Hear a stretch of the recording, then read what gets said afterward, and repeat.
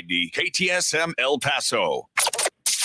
Live from the KTSM AM 690 studios, it's Talk El Paso with Andrew J. Polk. Be a part of the show by calling 915-544-KTSM, 915-544-5876, or comment online on our stream at facebook.com/Talk El Paso. It's 4 p.m. Mountain Time, and that means it's time to talk El Paso with Andrew J. Polk.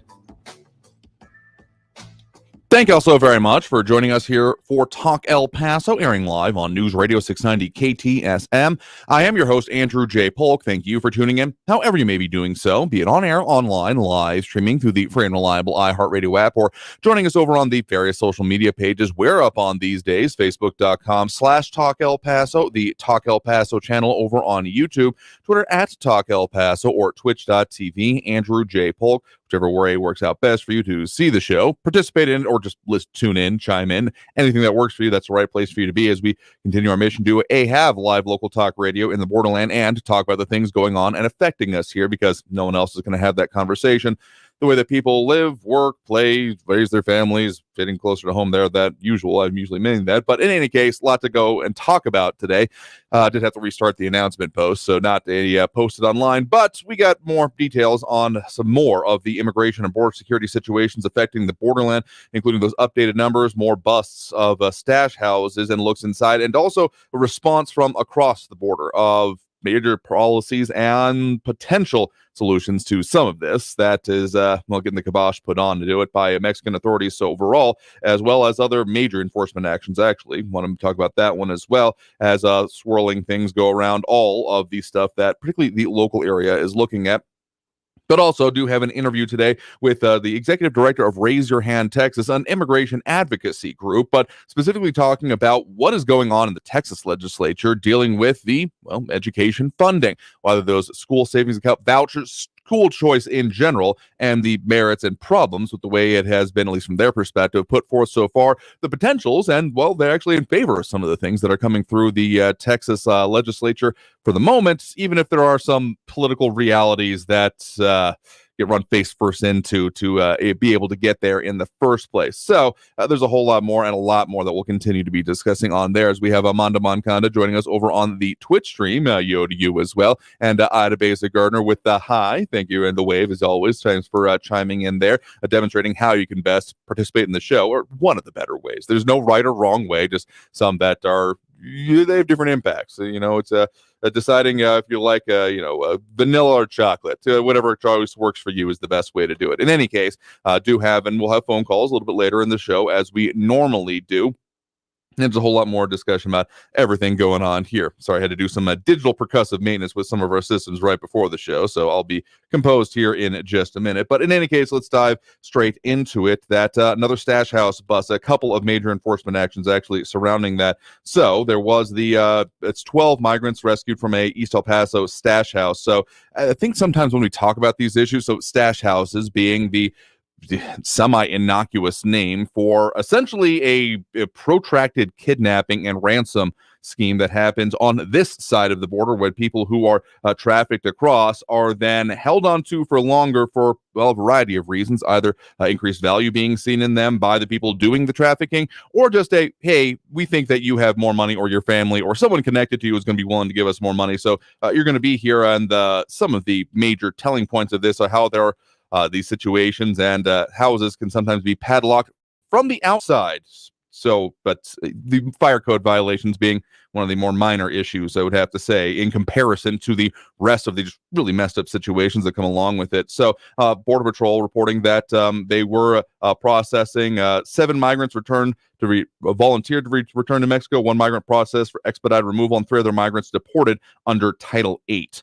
And the 12 were in there and found to be in good health in this circumstance. But that's not even the only significant enforcement action. There were some pictures I was seeing percolating over on social media in recent days, And yes, there was a vehicle that ended up in the drink and a golf course here in El Paso, specifically happening near Artcraft and South Desert Boulevard. Crossed into a lake at the El Paso Country Club. So in the upper valley, and kind of squarely in the middle of it. And well, the headline from our news partners at KFOX 14: police chase ends in Upper Valley golf course. Driver admits to smuggling migrants. And according to arrest documents, the driver who led authorities on this high-speed chase and crashed into the golf course Sunday, admitting he was driving 6 undocumented migrants to a stash house in Cañetillo. So again, kind of furthering that whole idea that no, this is not necessarily immediately adjacent to the border issue, but spread all throughout many different parts of our community. So in this case, again, according to our news partners at KFOX 14, Javier Peña, 31, allegedly ignored the red and blue emergency lights of a Texas DPS patrol car that was conducting a traffic stop on Artcraft and South Desert Boulevard, and then flew past, according to the arrest affidavit, and led authorities on to the El Paso Country Club at 5000 Country Club Place in the Upper Valley, and then crashed into a pond, ending the chase. And the Pena and the passengers climbed out and attempted to run away, but were apprehended. So John Browson mentioning that the driver was from Michigan in this case, and he did apparently waive his Miranda rights in order to talk with authorities on this one. So he has been charged, the driver in this case, with smuggling of persons, fleeing from a Texas peace officer, and evading arrests, detention with a vehicle. So, RJ putting it lightly here, and I get the tongue-in-cheek saying El Paso Country Club adding new hazards to make your golf game interesting.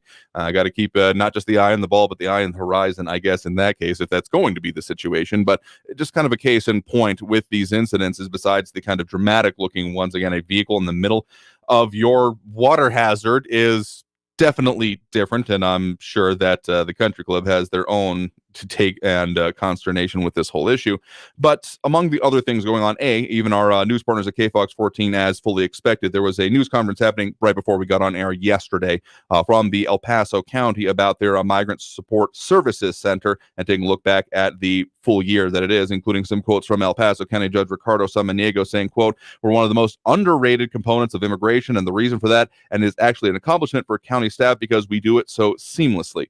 Mentioning about the 56,000 that have passed specifically through those doors, and the way that they are continuing to, again, keep it moving is very much the philosophy. My paraphrasing, not their statement on it here, but that's dealing with it, and even some conversation with some people who have been through the center there, at noting that at the peak of the crisis, more than 800 a day, but dipped slightly to about 600 a day as of the current time frame. So they do have a lot of the details and information, including how the operations work over there, from the article title from our news partners at KFOX 14. But one other interesting bit, some of the conversation, of course, the cross-border situations, the response hasn't just been focused on this side of it. Has been a lot of discussion on what has been going on in the policies in place from the Mexican side of issues. And so, quoting from the Associated Press reporting on this, that Mexico says it has rejected U.S.-funded migrant transit centers. So this is one of the sets of proposals that has been put into, or at least floated, and has put into place already, or begun being put into place, more accurately, in other countries. I believe Guatemala, most specifically ones. But there is further meetings. But again, President Andres Manuel Lopez Obrador of Mexico, or affectionately-ish known as AMLO by those who call him there, has so far rejected a U.S. request to set up sites in Mexico, though Guatemala has set up one such center where migrants can apply for U.S. work and refugee visas. So, yeah, I'm not going to call this necessarily a surprise. Not that any response coming from AMLO can count as a surprise in any significant way. Dude's as close to a loose cannon that I've seen as a national leader in a long time. Current and other things, Mondo Monconda saying, hugs not bullets, AMLO. He definitely has an interesting stance that is kind of protean whenever it comes to policies and dealing with it. Like, I mean, you'd think that, like, okay, so he's rejecting this and not wanting to see more border enforcement, and yet in recent weeks we saw literal both vehicle and human walls of law enforcement right in our region, happening from the, again, Guardia Nacional, the Mexican National Guard. So it's hard to pit. It's really not easy to just characterize this guy as being for or against any of this, as opposed to a kind of a screw you, I do what I want. Maybe that's the best way to put it. And at this point, he says he doesn't want to do that, but it doesn't necessarily put the issue to rest for now about these processing centers anyway, saying that he would raise the subject at an upcoming meeting of Latin American leaders that will be hosted in southern Mexico, I do believe, later this month. Yeah, the city of Palenque. So, I mean, dealing with this in a kind of transnational way, as this is a hemispheric issue at this point, is one thing. But making and not allowing for this, because, I mean, sure, other parts, Guatemala and the other overland processing or transit routes makes a level of sense, something that the Biden administration has pushed for, and previous administrations did too, to be perfectly honest with you, though, of course, the Biden administration has had to take some different tacks recently, including a lot of analysis going on that I've been delving into when it comes to that restarting or revamping, might be a better way to put it, of border wall construction being done by this administration. So, and the one line that really made me laugh from this report, I'll quote directly: "The influx of migrants has caused tensions between the United States and Mexico." I had no idea.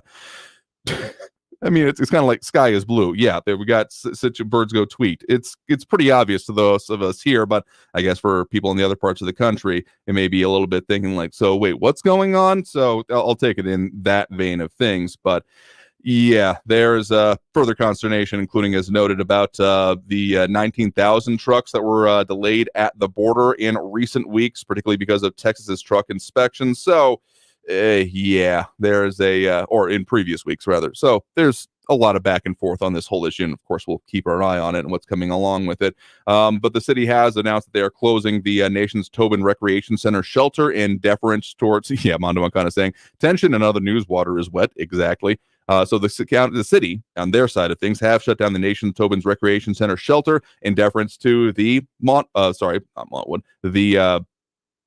Moorhead one, former Moorhead Middle School, still being referred to as Moorhead in this case, and was seeing a lot more activity there today, I will say, on our drive in. Didn't have a little bit time constrained in dealing with some of our production here today, so didn't get a chance to stop over and pull it, though I did notice other news vehicles going there, so expect more coverage of those areas in the coming days. And as a point that came up and a question about that, I do want to say that it was during the time that we were out, but a question had come up yesterday about how did that purchase come about. So in a report from El Paso Matters back from September 25th, article titled "El Paso City Council Votes to Purchase Westside Middle School to be Used as Migrant Shelter." It was a unanimous decision by the El Paso City Council to do this after a previous decision and vote approving the sale of it from the El Paso Independent School District Board. So they're going to be using, again, federal funds, according to city officials, to purchase Moorhead Middle School for $3.8 million. The city plans to rent the property from the districts for $23,500 a month until the sale is complete. So that's part of some of those situations and questions that had come up there.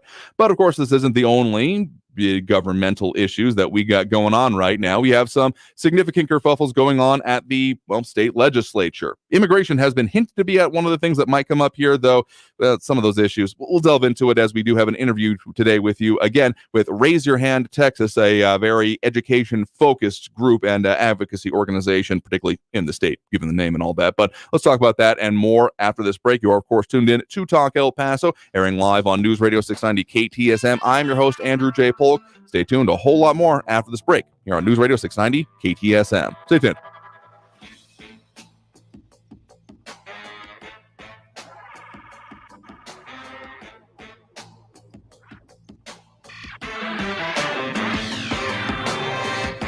Mazer Security Alarms, proudly serving the El Paso area with superior service and protection for more than 40 years. Whatever your price point, whatever your budget, whatever your needs, you can afford the best. To get a free quote or upgrade your existing system, you can call Mazer Security Alarms at 915-590-0033. That's 915-590-0033. Accept no substitutes when it comes to experienced, qualified, and certified install techs. That's what they have, and that's what they offer you from Mazer Security Alarms, even providing the security for our offices, and that's why they're offering you the $690 discount. If you give them a call, find out what they got. No job is too large or too small for them, and they do have $0 down options and low payment options available as well. So wherever you could use a little bit more safety, security, and peace of mind at the home, at the office, anywhere in between, again, give them a call, 915-590-0033, 915-590-0033. 0033 Mazer Security Alarms.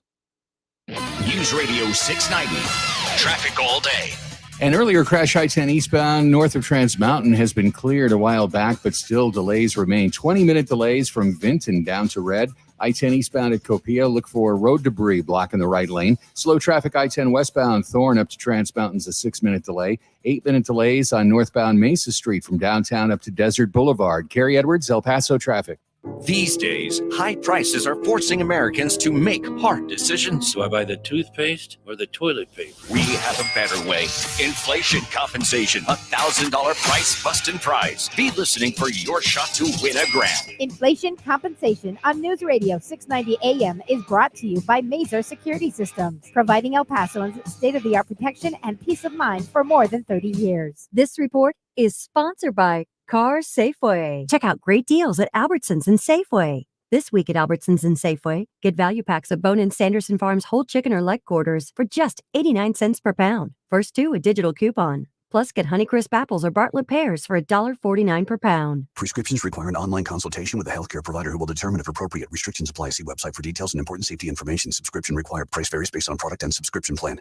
Hey guys, did you know there's a generic form of Viagra that works just the same, but is 95% cheaper? And you can get it online? Just go to hims.com/radio. Through Hims, you'll get a free medical consultation, discreet shipping if prescribed, a 100% online process, and trusted generic alternatives to the name brands at up to 95% off. That's right, get generic for Viagra, the same active ingredient as brand name Viagra, but for 95% less. It's the same medication, still prescribed by a licensed medical provider, but with zero copay, no expensive appointments, and no awkward face-to-face conversations. To start your free online visit, you need to go to this exclusive address, hims.com/radio. That's hims.com/radio for your free online visit. HIMS.com/RADIO. Latinos are driving prosperity, power, and progress in America. Yet 77% of Hispanics don't know about their contributions to the country. From population growth to representation, economy, and education, Latinos are advancing positively and driving American progress.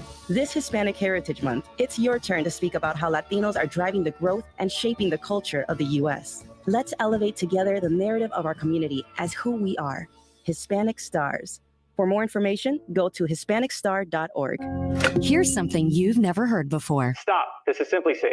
Introducing 24/7 Lifeguard Protection, only from Simply Safe Home Security. Now, monitoring agents can see and speak to intruders through our new indoor camera to help stop crime in real time and for fast police response. Get 20% off any new system with Fast Protect monitoring at simplysafe.com/radio. Advanced home security, 24/7 professional monitoring for less than $1 a day. There's no safe like Simply Safe. El Paso's News Radio 690 KTSM.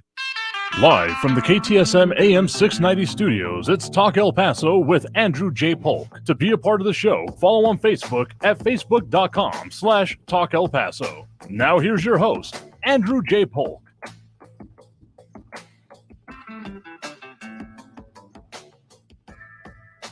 Thank you all so very much for joining us here for Talk El Paso, airing live on News Radio 690 KTSM. I am your host, Andrew J. Polk. Thank you for tuning in, however you may be doing so, be it on air, online, live, streaming through the free and reliable iHeartRadio app, or joining us over on the various social media pages we're up on these days, facebook.com/Talk El Paso, more or less the main one. A lot of other conversations going on over there as well, but other comments coming in through the other Facebook pages, YouTube, Twitter, and twitch.tv, either under Talk El Paso or Andrew J. Polk. So there's a lot of conversation, a lot of people chiming in, including allusions to previous administrations and their take with the Mexican leadership. RJ saying, where's Trump when you need AMLO to take our suggestions more seriously?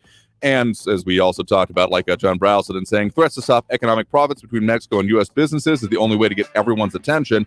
It certainly gets everyone's attention, though we certainly feel the impact here in our immediate region. I'll say that much as well. And Patriot Chick asking over there about $3.5 million. Yes, that is the purchase price that was put forth. Again, referring to the reporting specifically from El Paso Matters on this one. $3.8 million. Apologies if I misspoke earlier. And then the rent for, on a monthly basis, $23,500 a month until the sale is complete. So the impetus on getting that done quickly there, I'd guess. As we also have others chiming in, including Matt Olson with, I did miss it yesterday, don't worry, I'll give it the fair shot here. The Yo.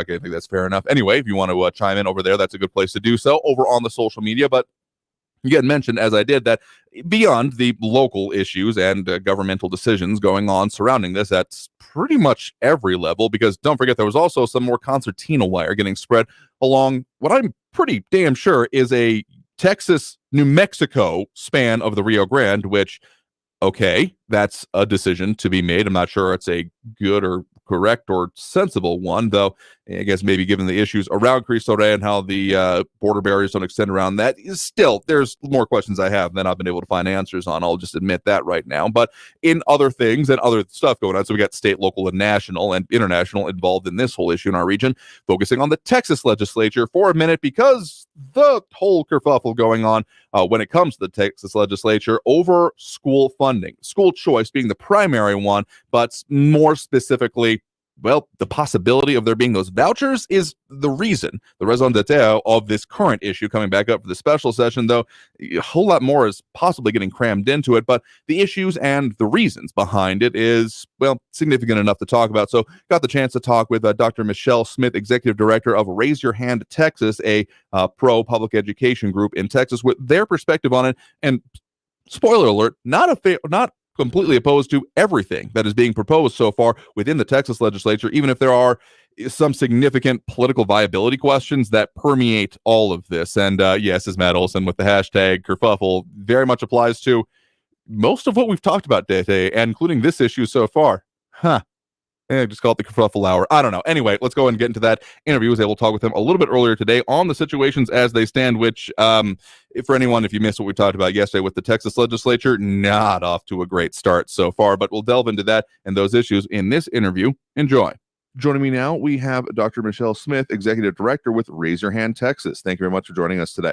Thank you for having me. Happy to have you all on to talk about this very important set of issues, because as people who have been paying at all any little bit of attention to the Texas legislature and the state of education in Texas know that it's been quite the ride in recent years, frankly, at this point. So as we are recording this, we are in the midst of the third Texas special session called forth by Texas Governor Greg Abbott in order to specifically tackle the, well, broad issue, broadly put as school choice. And the way that it has been specifically tackled so far has been that through the use of a education savings account, but largely it can be referred to in other ways such as school vouchers, school choice, etc. So when it comes to y'all's perspective on this, and for people who may not be familiar with y'all's organization, what are some of the key things people need to know and the perspective that you all are taking on it here today? Absolutely. So Raise Your Hand Texas is a 17-year-old organization that advocates for strong public schools in Texas. And we have been following the voucher issue with great interest for all of those years. And it's something that has not been popular in Texas to date, that those bills have come up year after year. They've been voted down.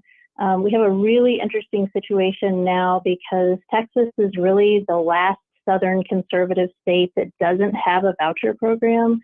And so there's a lot of eyes on Texas. There are a lot of national groups that are getting involved. There's a lot of political money that's involved that's pushing on Texas elected officials to pass a voucher in Texas when it has not been popular before. And really the reason for that is because people really value their public schools in Texas. It's the heartbeat of their community. It's sometimes one of the largest employers. There's the whole issue of Friday Night Lights, that everybody loves their public school and they want to see it thrive. And so vouchers have just been something that's not really popular in Texas. Okay, and again, what we're talking about here, be it called vouchers, be it called public education system access, be it called savings accounts, what have you. I'm going to be referring to specifically some of the reporting from the Texas Tribune here, including their recent article out as of October 9th. Texas Senate unveils its priority school voucher bill. And the way it is structured, again, for the moment, because we are talking about political negotiations effectively happening at this point, and that has been a not a unsignificant aspect of this in its own right, but focusing on the policy as it's being put forth at this moment. Senate Bill 1, authored by Texas State Senator Brandon Crichton out of Conroe, would allow families access to $8,000 of taxpayer money to pay for private schools and other educational expenses such as uniforms, textbooks, tutoring, or transportation, among other things. Now, on its face, people may be wondering, okay, so talking about greater funding, maybe greater availability, and the ability for people to choose which type of educational institution that's available in their area that makes more sense from them. What would you say to someone wondering, okay, what may be so problematic about that?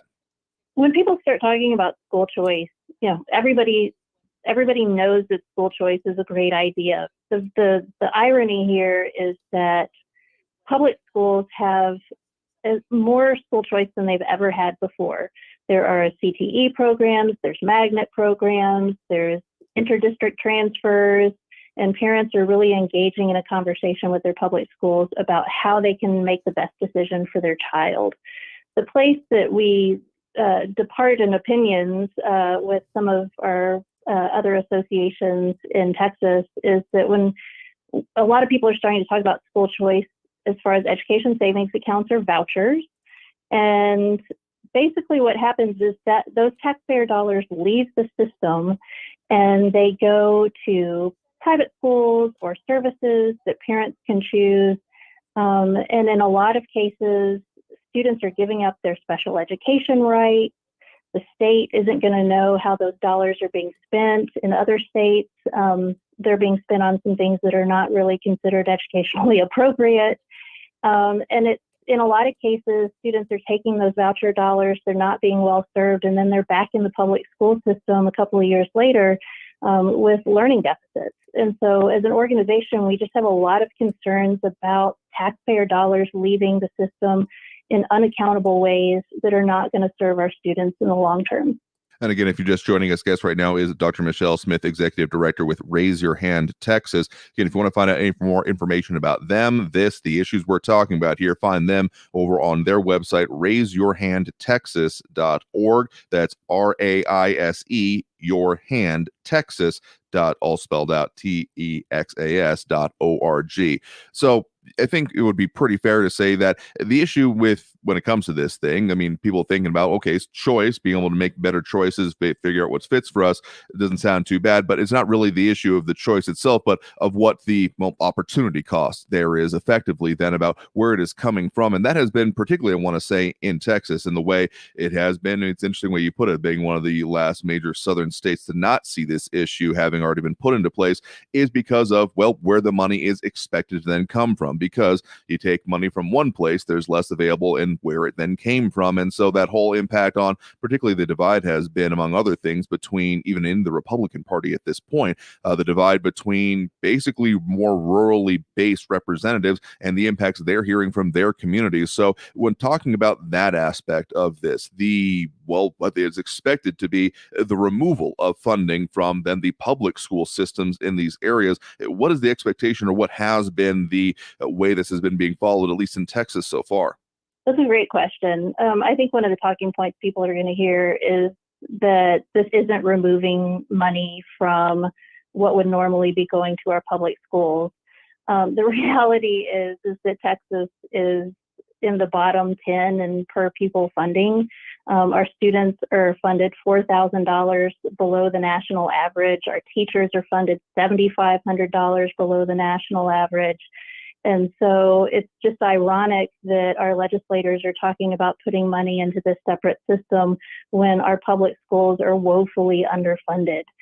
There hasn't been any significant money distributed to our schools this session, and the legislature is sitting on $20 billion available to them, and then an additional $23 billion in the rainy day fund. They did $18 billion worth of property tax relief during the regular session, and now they're basically holding funding for every public school in the state of Texas until this political issue gets solved and they're able to check a box. And so we're just, as an organization, we're encouraging our elected officials to prioritize our public schools. That's where 90% of our students are served in the state of Texas. It's the heartbeat of their community. And they need to, if there's 90% of kids in our public schools, then they need to spend a whole lot more time talking about public education and how we're going to serve those students and make sure we have an educated workforce. Particularly on that aspect, then on the school funding part of it, there has been across the state a lot of different issues kind of percolating with different school districts taking different tangents and tacks on, well, dealing with issues such as, teacher pay and retention, which had already previously been identified as a major issue in Texas, including by Governor Greg Abbott, including setting up task forces to investigate this further, that kind of thing. So on the point of that, there has been the announcement for this special session, again, Senate Bill 2, which, again, referring to reporting by the Texas Tribune here, it was announced by, again, the creator of the SB1 for this special session, again, State Senator Crichton, saying that the SB2 would be a $5.2 billion school funding bill that would allocate most of the money to teacher raises, include small funding increase, help schools pay for their rising bills. Now, at least, again, at the moment that we are recording this, the issue is that when it comes to Texas legislative sessions, the governor is entirely in the driver's seat when it comes to what can happen during it. And the argument will be, if that is totally germane to the way the governor called for the special session, now he can make modifications to that and allow for there to be something like this. But when it comes to, if this were to be able to move forward, that SB2 version that has now been proposed for this special session, would that be sufficient? Or what is y'all's perspective on that amount and that way it is being at least proposed to be structured so far?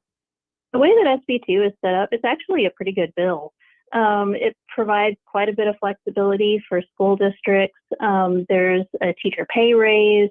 There's money for school security. I would love to see them put more money into that bill. It's a little over $5 billion. And just to keep up with inflation, since the last time they passed the major school finance bill back in 2019, they'd have to put $16 billion into the system just to keep up with inflation. So $5 billion is great. It's not going to solve all of school districts' problems. We're looking at districts having to dip into their fund balances. They're going to have to think about laying off teachers if they're not able to keep up with these rising costs that everybody is facing in Texas. So $5 billion is a great start for SB2.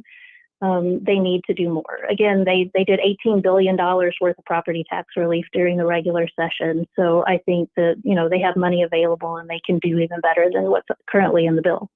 And again, if you're just joining us, guest right now is Dr. Michelle Smith, Executive Director with Raise Your Hand Texas. Again, any information on them, the information they are putting out and on this issue of what is going on during this Texas special legislative session, find them over at raiseyourhandtexas.org. So looking at the way things that are being at least proposed so far and the bills that have been put forth in the Texas Senate so far, because again, as we are recording this, the Texas House is still gavelled out until later in this week, putting the Senate pretty much as the prime mover here, at least so far. When it comes to this, again, package as it's been proposed, these two separate bills, the primary ones anyway, would this be something that, I think a lot of people might think like, okay, well, if we're worried about the ability for funding to continue on, wouldn't this do it? What's y'all's perspective? What would you want people to know about the way that this would then have its full and complete impact? Currently on the call that the governor has put out for the third special session, it just talks about education savings accounts. It does not talk about school finance. I'm encouraged that the Senate has already passed the bill out of the Senate Finance Committee that, is looking at pumping for $5 billion into our schools, into our public schools. I think that's a great first step for them. The political reality is that these bills, SB1 and SB2, are going to move together, even though people say that they're completely separate topics. That the Texas politics is set up that way, that if people want to get something done, sometimes they have to accept something else. I think that's unfortunate in this case because we know that vouchers are not going to serve our students. I think it's incumbent upon people to call their legislator and say, yeah, I hear that you're talking about this voucher issue. That's not the real issue. The real issue is that Texas public schools are woefully underfunded, and we need to leave this special session or a future special session making sure that we're adequately funding our schools and that we're putting them on a path toward being able to be funded in the future. There's a concept of an inflationary index that if people want to call their elected official and say, do you really want to have this conversation every session, or can we put more money into the system and then also put our school districts on a path with an inflationary index to be able to do the right thing for years to come? So people need to, that's what Raise Your Hand specializes in, is helping people reach out to their elected officials. Anybody can pick up the phone and call and say, look, we need to do the right thing for our public schools. And they have a great opportunity to do that right now. There are also a myriad of other issues that are enmeshed in all of this, including the concept of some of the regulations that come along with it. I mean, Texas public schools and public schools in general do have major requirements, including when it comes to the whatever the version of the Texas state test is at this point. I believe we're still on the STAR test, if I'm not mistaken. But in that kind of thing, that there's not going to be necessarily requirements for any of the private institutions that would be, again, under the school voucher, school choice whole issue would be available. Some of the other issues that have also come up are along the lines of effectively discrimination, and if there are going to be cherry picking, only the best students being selected and not being available to the general public overall in those kind of issues. But even beyond that, more largely towards the political situation at this moment. Y'all are primarily focused on the education, I understand, but given that there is more than a little bit of tension, particularly between the leadership, between the houses of the legislature at this point, is it even reasonable in y'all's estimation to expect that, okay, all the things being equal, the governor allowing all of these efforts to move forward, moving as one, as you say, does it even seem politically viable for this to happen at this point in this special session? We can't tell, honestly. It's been a really interesting thing to watch. There's a lot of tension between the House and Senate right now, as you said. Also, the governor hasn't given any indication that he's going to accept anything except a full voucher. He's asked for one of the largest, most expensive voucher programs in the country. And that isn't something that seems to be passable in the Texas legislature. And so they don't seem to be any closer than they were during the regular session. I'm not sure why we're having this conversation again, except that there are forces outside of the state of Texas, political forces, that are trying to force this in our state. And it's not even in the top 3 or 4 issues that are polling as far as what's important to Texans right now. So I'm not sure why we're continuing to have this conversation and also be okay with underfunding our schools. It's frustrating to those of us who are watching this play out, and that's why people need to pick up the phone and call their elected official and tell them to do the right thing. As we're going to continue following the progress of this issue during this special session, expected to take about a month, but we'll see how that ends up working out. There are still a lot of political questions that come along with this. But in the meantime, is there anything else that you would want people to know about this issue, the way it has come forth in Texas, and some of the stuff that y'all been talking about here today? I think we've covered it. If people want more information, you mentioned it before, go to raiseyourhandtexas.org. You can subscribe to our weekly newsletter that helps people understand these really complicated and fast-moving issues. It is going to move really quickly during the special session. If they don't get it done during this one, they'll likely call another one, and then who knows after that. So it's important for people to stay up to date on what's going on. They can also find out who their local regional advocacy director is for Raise Your Hand Texas. And get involved in the process. Again, guest with us right now has been Dr. Michelle Smith, Executive Director with Raise Your Hand Texas. Again, that website, raiseyourhandtexas.org. So, Dr. Smith, thank you very much for taking the time to speak with us about this, about the issues, the complex nature of them, the political realities surrounding it, and everything people need to know here today. Absolutely. Thank you so much. So again, thanks to Raise Your Hand Texas for that. I mean, different perspectives, and we certainly have other organizations that are very staunchly in favor of it that will be in the progression of this month, however long it takes for the special session, getting more perspective on, I'm sure. But in the meantime, there is still a lot more going on with this, including the whole, we kind of just briefly mentioned it in that interview with the kerfuffle going on in the, as yes, Matt Olson with the hashtag there, of course, the kerfuffle going on in the Texas legislature between the leaders of the different houses, literally calls for resignation or of returning millions of dollars in political donations. There's a little bit more on that, but we got to take that next break right now. And coming out of this break, we're getting pretty close to the pin. So we'll go ahead and open up those phone lines as we would usually do, not quite on the segment amount, but this time during the show. So if you want to call in, add your 2 cents on these or the other things going on and affecting us here in the borderland today. Of course, that number to do so is 915-544-5876. Lines open now, 915-544-KTSM. Back after this break with more Talk El Paso here on News Radio 690 KTSM. Stay tuned.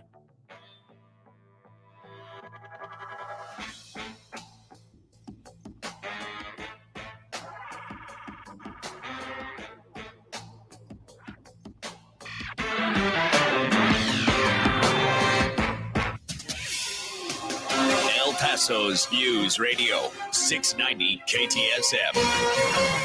With your KFOX 14 news update, I'm Liz DeWicki. We have an update on a high-speed chase in El Paso that came to an end at a local golf course. The arrest report for the driver saying he admitted that he was taking migrants to a stash house in Canutillo. There were 6 migrants in the vehicle, along with the driver, identified as Javier Pena. The arrest report saying there were numerous golfers on the course when that chase and ensuing crash occurred. Luckily, no one was hurt. A stash house has been discovered in Far East El Paso. It's near North Zaragoza Road and Joe Battle Boulevard. When agents got to the property, they found 12 migrants from Mexico. All the migrants were found in good health. 7 were granted a voluntary return to Mexico. 1 was processed for expedited removal, and 4 others are facing charges. Well, if someone wins Wednesday night's Powerball drawing, they're going to get a jackpot of about $1.73 billion. That would be the second largest prize in the game's history and the second largest U.S. Lotto jackpot ever. The cash-out option comes out to $756.6 million, and that drawing is Wednesday night. With your KFOX News Update, I'm Liz DeWicki.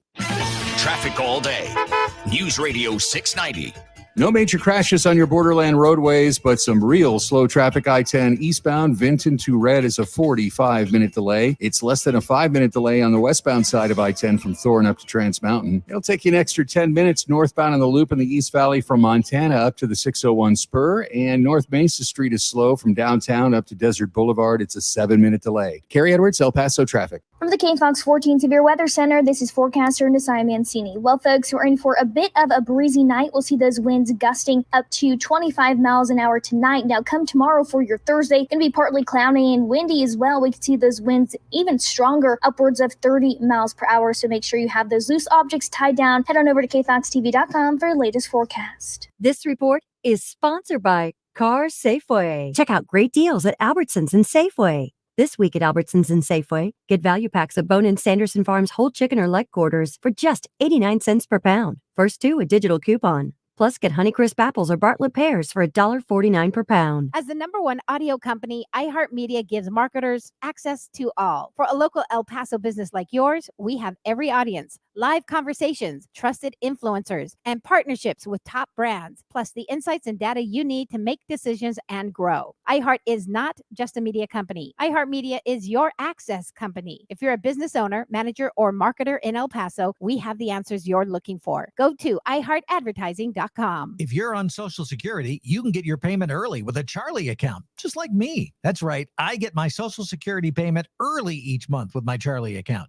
And Charlie handled all the details. 55,000 fee-free ATMs. No monthly fees or minimums with Charlie. Charlie's not a bank, but a financial technology company. Banking services provided by Sutton Bank, member FDIC. So my money is protected. Charlie.com. Get your Charlie account. Charlie.com. I got mine at charlie.com. This report is sponsored by Cars Safeway. Check out great deals at Albertsons and Safeway. This week at Albertsons and Safeway, get value packs of bone-in Sanderson Farms whole chicken or leg quarters for just 89 cents per pound. First 2 a digital coupon. Plus, get Honeycrisp apples or Bartlett pears for $1.49 per pound. Hey guys, this is Andrew J. Polk. My not-so-secret way of looking and feeling great is going to Hammer and Nails, El Paso's newest men's grooming destination, with everything about your personal grooming, privacy, and comfort in mind. Ready with your favorite drink at the door. They offer everything from head to toe, hair, beard, mustache, and hand and foot services. You want to find out about their full services and their great memberships. Of course, find them online, hammerandnailsgrooming.com. That's hammer, A-N-D, nailsgrooming.com. And I'll see you there. Hey there, wine and food lovers. El Paso Wine Fest is happening October 21st and 22nd. Saturday's grand tasting serves up 500 exquisite wines and culinary delights from 25 of El Paso's finest restaurants. On Sunday, get ready for a sparkling bubbles brunch with the Culinary Institute by Southwest University, a culinary showdown between 12 teams led by Michelin star chefs. Get your tickets now at elpasowinefest.com. and join us for a weekend of wine, food, and fun. Care Now is growing. Care Now Urgent Care has 6 locations in El Paso, open 7 days a week. The convenience you need, the care you deserve. Care Now is affiliated with Las Palmas del Sol Healthcare. Visit carenow.com to learn more or web check-in today.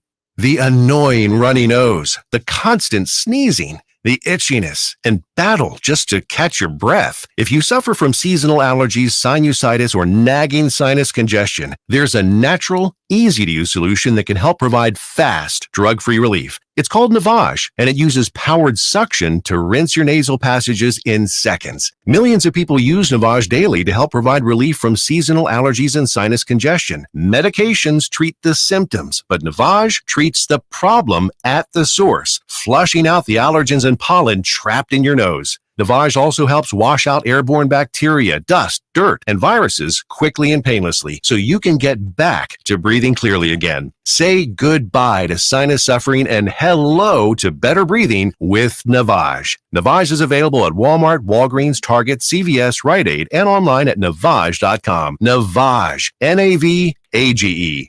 Clean nose, healthy life. Keep your family and livelihood safe with Mazer Security Alarms. Systems start at under $35 per month. No job is too small or too large. For your free quote or to upgrade your existing system, call Mazer Security Alarms at 915-590-0033. Hi, I'm Kyle at Blindster.com. Want to save big on custom faux wood blinds, shutters, cellular shades, and more? Shop Blindster today and save up to 50% over comparable blinds from brick and mortar stores. Get custom blinds at low prices and free shipping at Blindster.com. This report is sponsored by Blindster.com. News Radio 690 KTSM. Live from the KTSM AM 690 studios, it's Talk El Paso with Andrew J. Polk. To be a part of the show, call 915-544-KTSM or follow on Facebook at facebook.com/Talk El Paso. Now here's your host, Andrew J. Polk. Thank you all so very much for joining us here for Talk El Paso, airing live on News Radio 690 KTSM. I am your host, Andrew J. Polk. Thank you for tuning in, however you may be doing so, be it on air, online, live streaming through the free and reliable iHeartRadio app, or joining us over on the various social media pages we're up on these days, facebook.com/Talk El Paso, the Talk El Paso channel over on YouTube, Twitter at Talk El Paso, or twitch.tv, Andrew J. Polk. A lot of people tuning in, chiming in over there, dropping those likes and reacts that we always appreciate, of course. Richard Janicek, RJ, Robbie Flores, Ida Beza Gardner, Monica Cervantes, and Ted Kors. Again, if you like the ability to talk about these things, not necessarily any topic in specific or in general, but just the ability to be able to talk about them in this way, in this format, which is fleeting and very much needed, I would argue, these days. I mean, personal perspective aside, so we take those as in the vein of being something that, hey, like the ability to do that, and a lot of conversation going on there. And of course, to do those phone lines open, had a little bit of a longer segment than we expected, but hey, if you want to get on the line, add your 2 cents that way, that number to do so is again 915-544-5876, 915-544-KTSM. Few comments coming in, including a Matt Olson saying, glad to have you back, and I'm happy to be back, and thanks again for sticking around with us here, and some other conversations about some of those international issues and things going on. But when it comes to that whole school voucher, school choice, what is percolating through the Texas legislature, which, by the way, this isn't the only issue going up for it right now. There has been, as of yesterday, reporting from the Texas Tribune here, Texas lawmakers again try to prohibit private businesses from requiring COVID-19 vaccines. That was one of the parts that was part of the governor's call for this special legislative session. So it is germane to the purpose of it, if a completely different one. We also have Edgar Ortiz on board with us there over in the comments. But a few comments also coming in on the whole school choice, school voucher thing. The part that's going to be, okay, my crystal ball is as cloudy as ever whenever it comes to figuring out what the hell the legislature in Texas is going to do or not do, or the national one for that matter. But a couple of comments on the perspective of this whole school choice issue. John Browsden saying, competition creates good outcomes, teaches unions create bad outcomes from students. And Ronaldo Rivera recognizing and saying that, yes, it does take from public schools, but indoctrination is less or none. When the public schools return to teaching the 3 R's, reading, writing, and arithmetic, I believe you're referring to there, but he continues on to say, and hire superintendents that actually work for the students, not wannabe sheiks, then we can look at reallocation of funds. I mean, I get your perspective on there being other ones, and we have seen a rise of private charter schools in our area and other things like that, though I think at least part of the sticking point, not exactly what we talked about in the midst of the interview, though kind of it's been in the background of this is about essentially faith-based organizations and things like that also being a part of, therefore, receiving it. But John Browson and also going on to say that cut the salaries of overpaid superintendents and fire 50% of the administrators and give that money to the teachers. That has definitely been a refrain that has been heard throughout a lot of this. I think you've said that before, and it's been talked about previously, the idea of a bloated overhead, too much imbalance on it. And Patriot Check asking specifically, will school vouchers cause a higher rate of property taxes? So, and again, this is all based on the current legislation. Nothing has been passed. We are nowhere near passing this, even though we've got probably less than a month. Yeah, and I'll be surprised if we make it that full month, because if this takes the full more or less month of this special session, what is usually called for to do this, that means that something substantive may have happened, because I see one of two things: either this going through simply, or it being quashed simply. So yeah, I don't know. Again, cloudy crystal ball, y'all. There's no real telling. This is a serious herding cats type of situation is what it more feels like. But to answer your question specifically, that when it comes to the actual funding mechanisms for this, and who have that article around here overall. Okay, so what referring to the Texas Tribune there, that same one we talked about during the interview, Texas Senate unveils its priority school voucher bill. According to the author of it, again, State Senator Brandon Creighton out of Conroe, Texas, saying that specifically the $500 million will be coming from the general revenue fund for the next 2 years to pay for this program. So call that what, $250 million per year. And so that also goes into the argument, because again, quoting directly from the Texas Tribune article on it here, Creighton says that the program will not siphon money away from public schools, as the funding comes from general revenue, not the Foundation Schools program, which is the main source of funding from the state's K-12 public schools. So essentially, kind of cutting through the brush here for a second, that means that this is being posited as coming from, well, the general revenues that the state has seen, which was that, umpteen $1 billion surplus that was seen this year.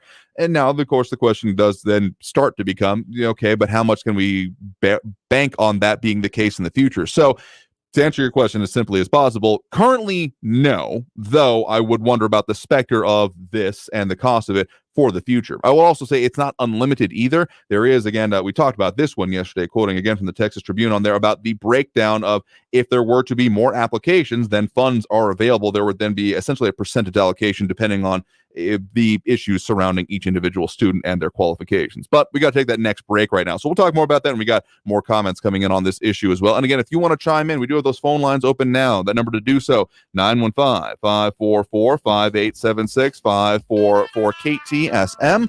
Back after this break and the top of the hour news. More Talk El Paso here on News Radio 690 KTSM. Stay tuned. Traffic all day. News Radio 690. On I-10 eastbound, watch for multiple vehicles on the right shoulder as you get to the McRae exit. I-10 eastbound slow with 25-minute delays from Vinton down to Red. Slow north and south Mesa Street from downtown to Desert Boulevard. 5-minute delays in both directions. And northbound on the Loop in the East Valley, 5-minute delays from Montana up to the Spur. Kerry Edwards, El Paso traffic. It's the Marketer's Report. Today, Capital One's Chief Brand Officer, Mark Mentry, weighs in on building loyalty with customers. Capital One has really worked to create amazing access moments for our customers. We will do sound check parties that only Capital One cardholders can get access to, and we can't pull that off without iHeart. As the #1 audio company, iHeartMedia gives marketers access to the audiences, insights, and data you need to grow. If you're a marketer, go to iHeartResults.com. News on the hour and a half. Traffic and weather all day. News Radio 690 is KTSM AM El Paso, an iHeart radio station. NBC News Radio. I'm Chris Coraggio. At least 22 Americans have been killed from Hamas's attacks in Israel. The State Department confirmed that number today as night fell in the region, and Israeli fighter jets continued to hit the Palestinian militant group in Gaza. The fighting has left over 2,300 people dead. NBC News reports between 100 and 150 people have been taken hostage, and Hamas has threatened to execute them if Israel hits Gaza civilians without warning. A reporter on the ground in southern Israel is describing the scenes of carnage committed by Hamas. Nicole Zendek, a reporter for I-24 News, told the Clay and Buck Show the images are hard to shake. The atrocities that were still left behind. Baby cribs overturned on their sides, splattered with blood. Secretary of State Antony Blinken is heading to Israel. He told reporters today he'll meet with Prime Minister Benjamin Netanyahu and other senior Israeli officials when he arrives Thursday. Blinken said the U.S. is determined to give Israel everything it needs to defend itself. It's not clear when there will be a floor vote to elect a new Speaker of the House. The chamber went on recess this afternoon after House Republicans in a closed-door meeting chose Majority Leader Steve Scalise as their party's nominee. The Louisiana Republicans still must win a majority vote from the full House to win the gavel, and it's not clear if he has the votes at this time. This follows Kevin McCarthy's historic removal from the Speaker's chair last week by conservative members of the conference.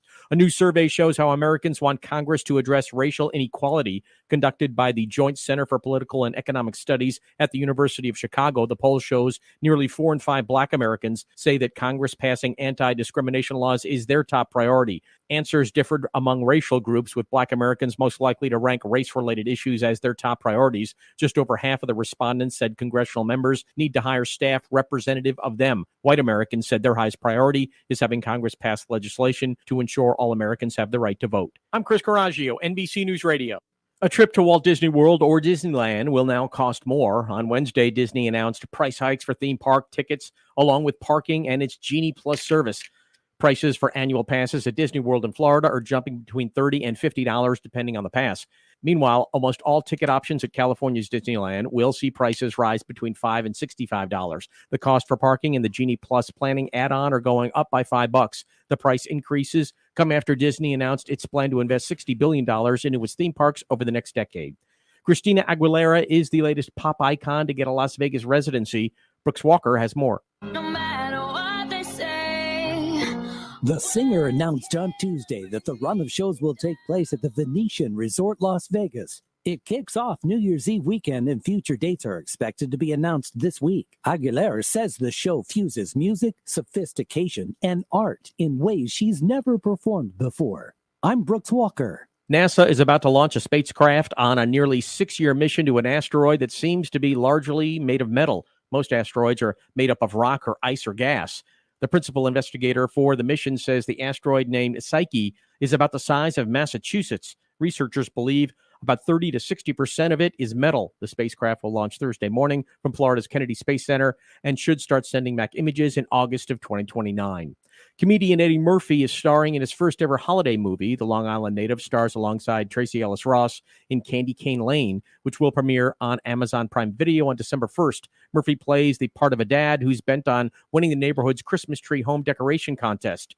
However, he makes a deal with a mischievous elf, which wreaks havoc on the entire town. And in music history news, on this date back in 1983, Kiss performed their very first show without their trademark face paint in Lisbon, Portugal. I'm Chris Coraggio, NBC News Radio. Now, your chance to win $1,000. Enter this nationwide keyword on our website. Cash. That's cash. Enter it now. Now, you can relive the greatest moments from our 2023 iHeartRadio Music Festival. Streaming only on Hulu. Lenny Kravitz kicks things off with his biggest hits. Foo Fighters get the whole crowd singing along. Tim McGraw debuts his new song live. Public Enemy brings the 90s hip-hop energy. Fall Out Boy covers a classic while literally on fire. And so much more. Relive the greatest moments from our iHeartRadio Music Festival. Streaming now only on Hulu for a limited time. This report is sponsored by Blindster.com. Hi, I'm Kyle at Blindster.com. Want to save big on custom faux wood blinds, shutters, cellular shades, and more? Shop Blindster today and save up to 50% over comparable blinds from brick and mortar stores. Get custom blinds at low prices and free shipping at Blindster.com. The El Paso Community Foundation supports the causes you feel passionate about here in the borderland, whether it's education, social services, arts and culture, the environment, health, or economic development. The El Paso Community Foundation has been promoting philanthropy and progress in our hometown region for more than 45 years. Make your mark with us. Start a fund today. For good, for El Paso, forever. Learn more at epcf.org. That's epcf.org. Keep your family and livelihood safe with a stable security system from Mazer Security Alarms. Your trusted El Paso security expert since 1982. You can get the best. Systems start at under $35 per month with upfront purchase to lease options and $0 down payment packages available. Get the peace of mind you deserve with Mazer Security Alarms. For your free quote or to upgrade your existing system, call Mazer Security Alarms at 915-590 0033. Mazer Security Alarms. Why is iHeartRadio the #1 streaming radio app? Free music. Free live radio stations from all over the country. Free podcasts. Free playlists. Free contests. Free artist radio stations. Commercial-free stations. It's free. I love iHeartRadio. Join the millions of music, radio, and podcast fans on the #1 streaming radio app now. iHeartRadio. iHeartRadio. iHeartRadio. Free never sounded so good. El Paso's News Radio 690 KTSM. Live from the KTSM AM 690 studios, it's Talk El Paso with Andrew J. Polk. To be a part of the show, call 915-544-KTSM or follow on Facebook at facebook.com/Talk El Paso. Now here's your host, Andrew J. Polk. Thank you all so very much for joining us here for Talk El Paso, airing live on News Radio 690 KTSM. I am your host, Andrew J. Polk. Thank you for tuning in, however you may be doing so, be it on air, online, live, streaming through the free and reliable iHeartRadio app, or joining us over on the various social media pages we're up on these days, facebook.com/Talk El Paso, the Talk El Paso channel over on YouTube, Twitter @Talk El Paso, or twitch.tv, Andrew J. Polk. A lot of conversation things going on and different discussions happening there, including a lot of people chiming in and adding their 2 cents on the various social media channels. Trying to address them as much as we can. Got a few more in here, like Marky Mandingo checking in on the schools issue. Edgar Ortiz, if I didn't get to that one already. John Adams also chiming in about differences between administrations, among other things. And this is not to say that there isn't other things going on in the community. Got a little bit focused in that last hour, but there are a few other things I do want to at least mention in this case, including a groundbreaking ceremony set for that new concert and entertainment venue in Sutherland Park, according to our news partners over at KFOX 14. The owners of Independent Nation and the city of Sutherland Park holding a groundbreaking ceremony on Wednesday morning at 10 a.m., so it did already happen at this point. So that will be right across from Sutherland Park Racetrack and Casino, and they do have some of the video and the conversations and statements that are being made along with it. It's very interesting because, along with some rebranding going on, it's no longer Sutherland Park Mall. It is decidedly now the shops at Solana. I haven't been able to actually go walk around it myself yet, but I've been seeing a lot of the pictures on social media. So I've had this contention that there could be a whole entertainment corridor is burgeoning along Sutherland Park Drive itself, even if the mall no longer has it. But even that's part of a rebrand for the mall to becoming more of a, maybe not an entertainment venue, but more where like stuff happens as opposed to just shopping. At least that were some of the initial statements. But there are a lot of other things going on, like it has now been confirmed and the dates being officially set for that gun buyback program El Paso County going to be doing at Escalante Park on October 28th. Some of the further details that have been refined down here is that it'll be up to 10 unwanted firearms for money with no questions asked for each individual person. Interesting that there is a per person limit, I do have to say, though the focus of it also coming down to being about dealing with youth gun violence being seen in the community recently. So those are some of the things elsewhere going on. But again, we do have those phone lines open and available. Do believe they're working today. If not, someone let me know, but without calling me, that number to do so, 915-544-5876. 544 KTSM. In the meantime, there is at least one other thing I did want to mention here is that the FBI and Hodroid also chiming in, happy hump day El Paso, and Edgar Ortiz with it comes to that gun buyback, saying I'll buy some guns for cheap too. I am not necessarily recommending this, as there could be the other circumstances arising around it, but I am aware of individuals who have gone out with stacks of 20s in their own right to talk to people waiting in line and saying, hey, what you got? I'll give you a better price, kind of thing. So for that purpose, again, not condoning it or suggesting it, but if you were to do so, what the buyback amount in firearms accepted, there'll be $50 for non-functioning firearms, $100 for rifles and shotguns, $150 for handguns, and $200 for assault rifles. And before anyone asks me, no, I do not have handy what their definition of that is going to be there. So we also have Angel Rueda with the Happy Hump Day El Paso. Appreciate it. And Marky Mandingo, when he was talking about the education and issues in that and around that in the area, saying charter schools are winning lots of awards. Look at IDEA and decide for yourself, and noting that charter schools have special education services. I think, again, the opportunity cost is one of the biggest issues that comes down to as the sticking point, and the idea of something being taken from one and being put into the other, when it comes to these funding amounts. That's basically even the specter of it, even if the way the legislation has currently been proposed effectively promises not to do that, at least for the next biennium, the next couple of years until we get to the next special session, which is technically closer than 2 years away at this point. But in any case, and Angel Rueda not happy with the gun buyback amount numbers. I'm not saying that it's a good way to make money, though they will also say that they have been noted that ghost guns, which the definition not provided here, but I usually say is a gun that does not have a manufacturing either number or a serial number on it, will not be accepted as part of this. So no at home Saturday night specials will be accepted there, I guess will be a part of it, though they will be allowed to be destroyed, I do believe.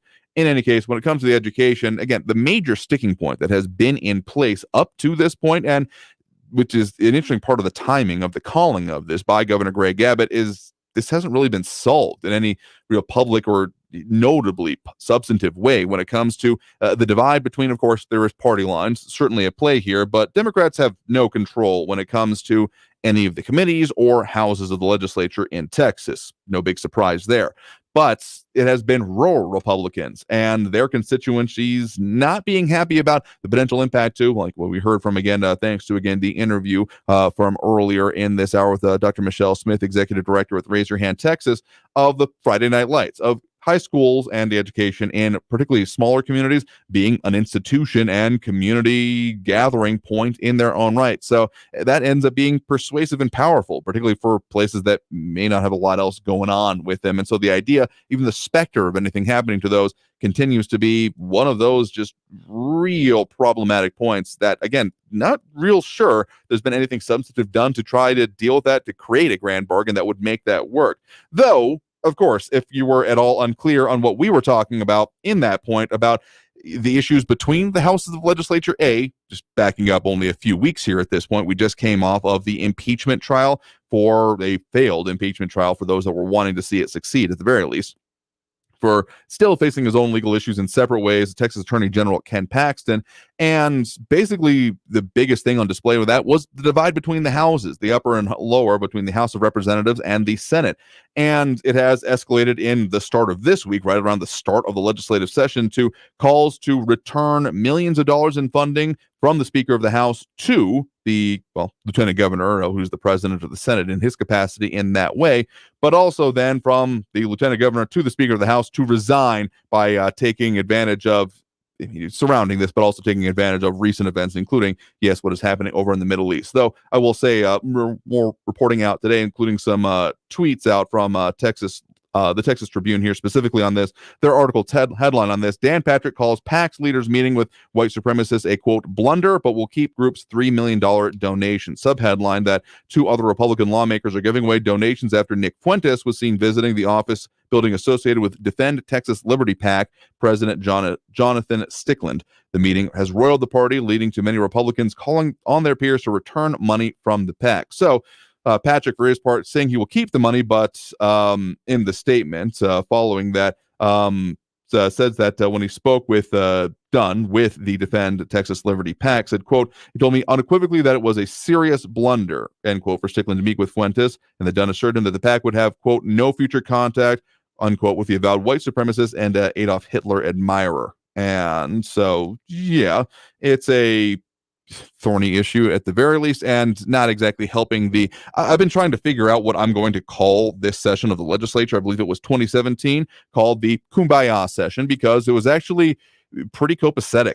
Like, things got done, and certainly there were political lines that were drawn, but among other things, the Speaker of the House at that point in time was very focused on, okay, let's work on stuff, and we can, worry about the political red meat for the bases secondary. Then there was the year of the legislature in 2019, in which there were a number of special sessions in its own right, and usually there's like one, maybe two. So the fact they're already on 3 plus a whole, call it a special session in its own right, with the impeachment process, because that took up about that much amount of time. So let's call it really like 4, the duration of 4 special sessions already so far. So you can't really call this one the real year of the legislature. I'm coming around to the idea of maybe the anti-Kumbaya session, or of the catch these hands sessions. That might be a better way to do it. No one's throwing punches on the House floor that I'm aware of just yet, but I'm not going to be too surprised if by the time we're done with this, particularly if if it doesn't happen this time, if the legislature doesn't get the governor's priorities done, I would not be at all surprised him to say, well, you better get over it because you're coming right back to do it again. Again, the governor can call as many special sessions as he wants right up until the next session starts regularly in 2025, to my understanding. So there's the specter of there being a year to go of special legislative sessions if they don't start getting it done. So at a certain point, it's wondering, rock in a hard place, which one's going to crack first. Anyway, we're going to keep our eye on the Texas legislature and hopefully hear more from some of our state representatives on this because, oh boy, it is it is not looking like it's going to be over anytime soon, y'all. Anyway, let's go and take that first break of this hour right now. If you want to get on the line, do have some calls percolating in right now, but still have lines open. So if you want to get on the line, add your 2 cents on this or the other things going on and affecting us here in the borderland, that number to do so, 915-544-5876, 915-544-KTSM. Back after this break with more Talk El Paso here on News Radio 690 KTSM. Stay tuned.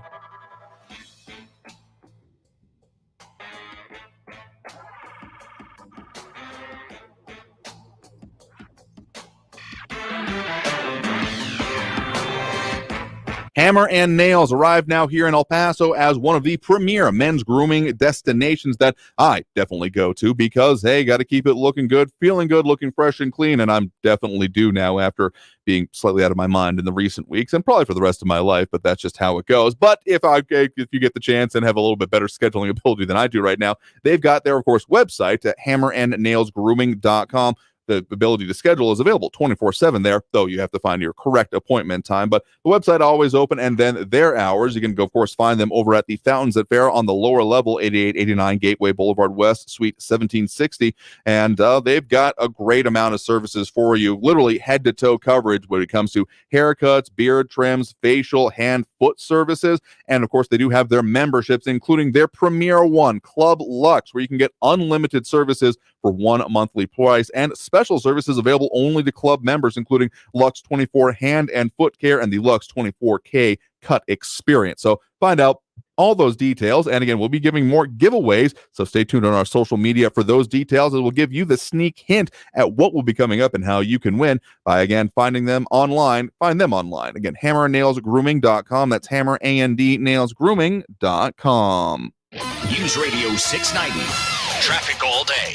I-10 eastbound at the McRae exit, a multi-vehicle crash has all vehicles over on the right shoulder. All lanes are open, but traffic slowing down. Long delays on the I-10 eastbound from Vinton to Red, 55-minute delay. Slow traffic northbound Mesa from downtown to Desert Boulevard. That's a 7-minute delay for you. Carrie Edwards, El Paso traffic. These days, high prices are forcing Americans to make hard decisions. Do I buy the toothpaste or the toilet paper? We have a better way. Inflation compensation. $1,000 price busting prize. Be listening for your shot to win $1,000. Inflation compensation on News Radio 690 AM is brought to you by Mazer Security Systems, providing El Pasoans state-of-the-art protection and peace of mind for more than 30 years. This report is sponsored by Blindster.com. Hi, I'm Kyle at Blindster.com. Want to save big on custom faux wood blinds, shutters, cellular shades, and more? Shop Blindster today and save up to 50% over comparable blinds from brick and mortar stores. Get custom blinds at low prices and free shipping at Blindster.com. Identity theft shows no signs of slowing down. In fact, more than $29 billion were stolen last year alone. That's a criminal success story and a wake-up call for everyone else. It can be dangerously easy to steal your identity. LifeLock makes it easy to help protect yourself if you become a victim. A dedicated U.S.-based restoration specialist will work to fix it. Join now and save up to 25% your first year with my name, Clay, as your promo code at LifeLock.com, promo code Clay. Looking for top-notch personal protection? The Smith & Wesson Equalizer is here to level the playing field. Easy to rack slide, easy to control ergonomic grip. It's designed for you. With a 10, 13, and 15-round magazine included, size up for better control or size down for easier concealment. Don't miss out on the opportunity to upgrade your safety. Visit your local dealer now. To learn more about the Equalizer, visit smith-wesson.com. Smith & Wesson, empowering Americans. All capacity sizes may not be available in your jurisdiction. Be sure to check your local laws and regulations. And paid for by Linear Marketing Group. Are you drowning in debt? Are you struggling to make minimum payments? Did you know that on average, a household with at least one credit card struggles with over $17,000 in credit card debt? If this sounds like you, know that it's not your fault. Credit card debt happens to good people. Credit card companies lure you in with low introductory rates and low minimum payments. Before you know it, you're in over your head. We've helped thousands of good people just like you become debt-free with our Debt Reset program that will dramatically reduce your debt down to a fraction of what you owe. Our Debt Reset program is customized to get you debt-free in as little as 24 to 48 months with one low monthly payment. If you owe over $10,000 in credit card debt or even personal loans, call 800-480-7003 now. There are no upfront fees or out-of-pocket expenses. You don't pay a dime until we succeed. Call now to see how the Debt Reset program can work for you. 800-480-7003. That's 800-480-7003. Again, 800-480-7003. News Radio 690 KTSM. Live from the KTSM AM 690 studios, it's Talk El Paso with Andrew J. Polk. To be a part of the show, call 915-544-KTSM or follow on Facebook at facebook.com/Talk El Paso. Now here's your host, Andrew J. Polk. Thank you all so very much for joining us here for Talk El Paso, airing live on News Radio 690 KTSM. I am your host, Andrew J. Polk. Thank you for tuning in, however you may be doing so. A lot of ways to interact with the program, particularly at this point during the show. Do have those phone lines open and available, 915-544-5876, 544-KTSM. Delving into some more of those, including other comments like Patriot Chick suggesting a spa day, pedicure and manicure. I'm not sure I got a whole day to think about my own life anymore. Oh, you're suggesting for other people out there. Sure, yes, we will be doing giveaways. And I mean, yeah, it is grooming for guys, but I mean, all the services available to just about anyone there. So yeah, hand and foot services definitely available for anyone who wants to go and do that. So yeah, keep that in mind for the next giveaway. I was taking it as you suggesting it for me to take a load up here. I'm not sure I got a day to do anything anymore, but well, I'll take it in the way that I took it anyway, but appreciate that. But also Patriot Chick saying that when it comes to the Texas legislature, no work, no salaries. So that's actually the funny thing, that there's an argument to be made that currently the situation is for if there is going to be continually called back for the state legislature, a don't throw me into that briar patch kind of conversation, because according to the Texas statutes.gov, the amount of money that is paid to state legislators, and I don't believe that there is a differentiation between Senate and House on this one, so let me check. They get $600 per month or $7,200 per year, because it is considered a part-time legislature. There is a per diem that I believe the current amount still is $221 for each day the legislature is session, also including any special sessions. And I'm going to assume that it was also in place for when there was, because it was a part of the session, I do believe, the impeachment hearings. So for a regular year, there being $38,000 a year for a regular session, 140 days. So the pay over 2 years being about $45,000 and change. So I'm, again, there's a aspect of most of the way it's structured for Texas is that, I mean, sure, there is almost constantly stuff happening, whether it be in the Capitol or back in the communities dealing with constituents. Hearings sometimes happen also during the midst of it there. Glad you appreciate that, Patriot Chick. But I will say that given that we have had, I don't even know the tally of days in session so far for the Texas legislature, there's an economic incentive there. Now, I'm not saying that, oh yeah, no, keep going all these sessions, I'll just keep banging that, though.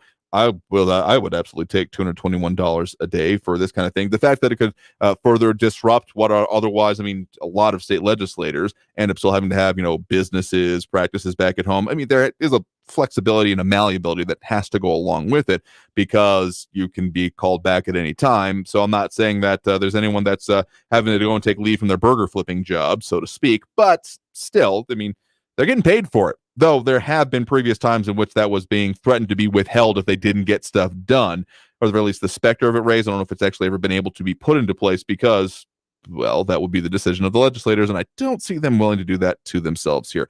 In any case, yeah, if there was to be 2 years worth of special and regular legislative sessions in this biennium, would certainly be padding some pocketbooks. That's and in the direct funded by the government sense in this case. Anyway, do have those phone lines again. We do have a call on the line here. Again, 915-544-5876, 544-KTSM. We do have Marco over in Central on the line with us here right now. Marco, thanks for joining us.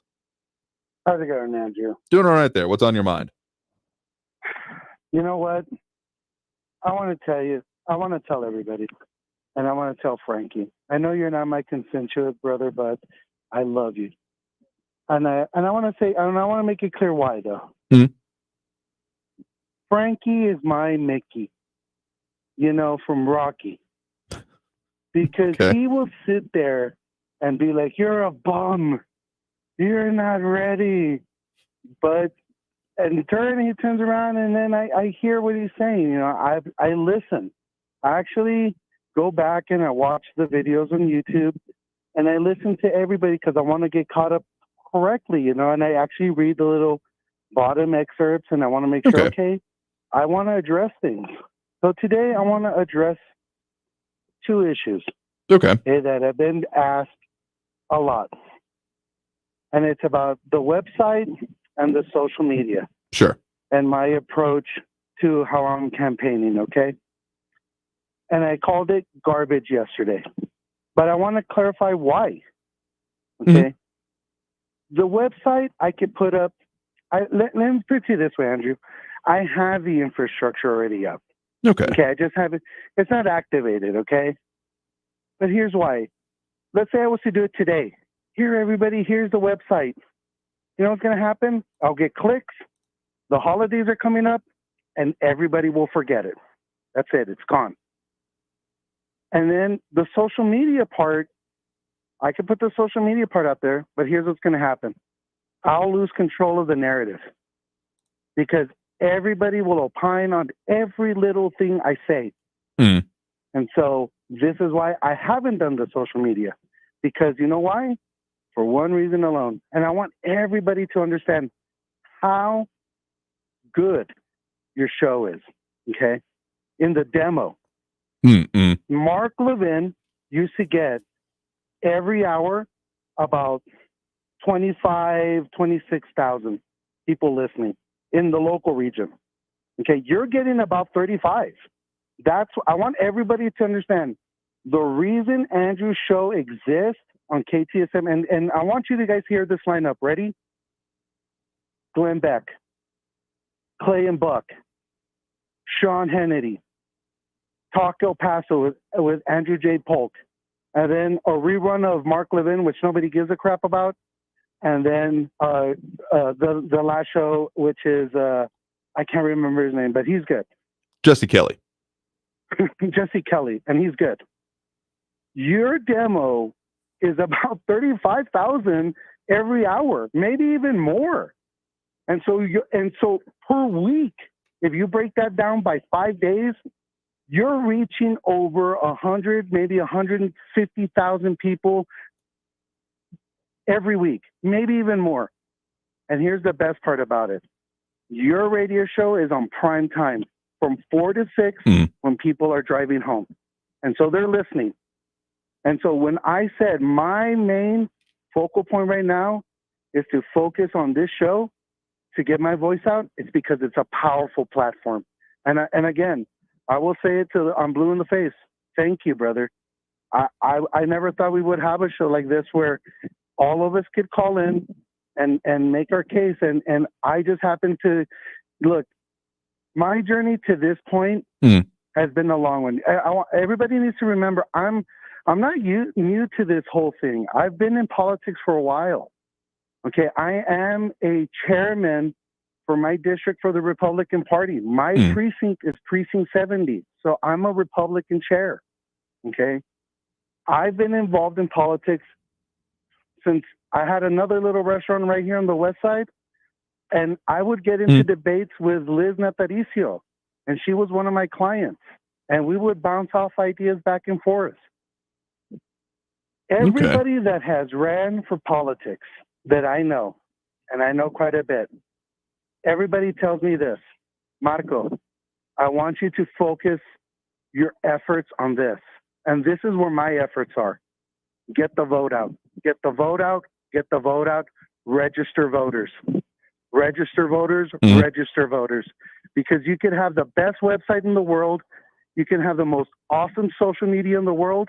It doesn't matter if you don't go get the voters. You got to go out there and do the hard work. You got to go and to go into every barrio and talk to people. And so I've planned it out differently. So my strategy has been hit Talk El Paso through the new year. Why? Because we have the holidays coming up. Sure. And I guarantee you, Andrew's listening base is going to get higher. Why? Because it's cold. And more people are going to be in their vehicles. Okay. My voice will get out there a little bit better.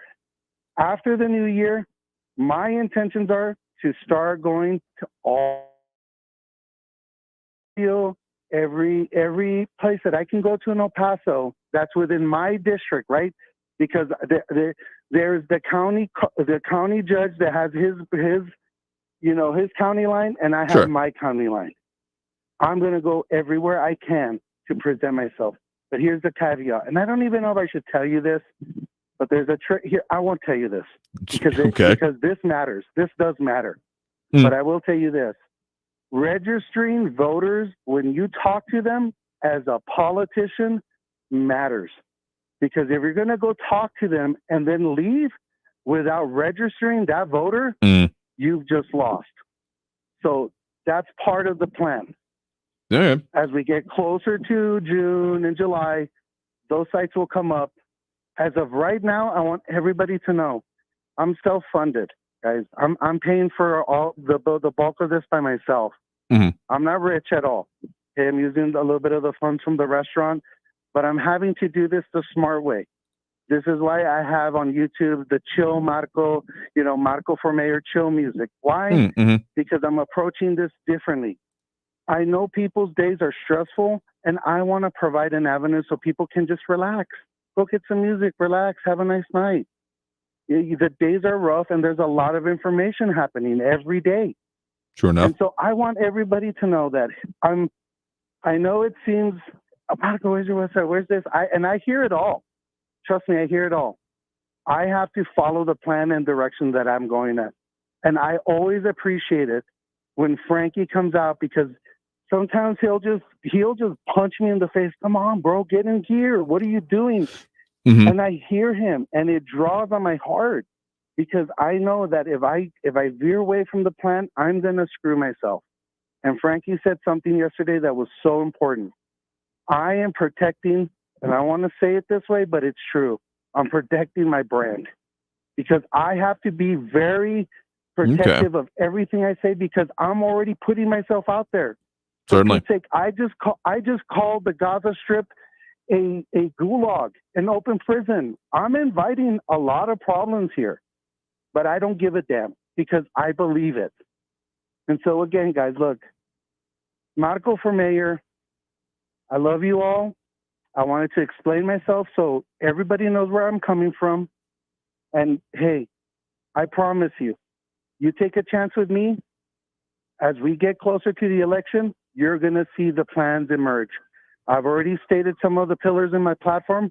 We'll go over them again as the year progresses towards the election, because it's not till next year of 2024, guys. Anyway, I don't know if anybody knows that. So thanks a lot, Andrew. I just wanted to clarify things, and fair enough. I didn't want to leave things hanging like that.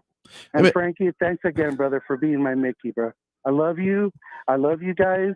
And thanks a lot, brother. So does that make this show the hunk of beef hanging from the rafters there? It makes your show the prime show right now.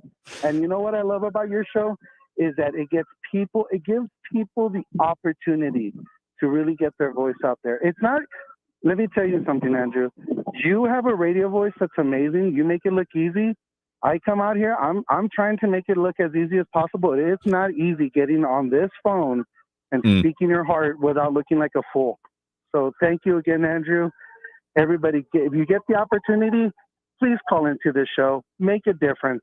Take responsibility for your freedom and be responsible with your vote. Make it count. Well, appreciate the point in the call. You have a good one there. You too, brother. Love you.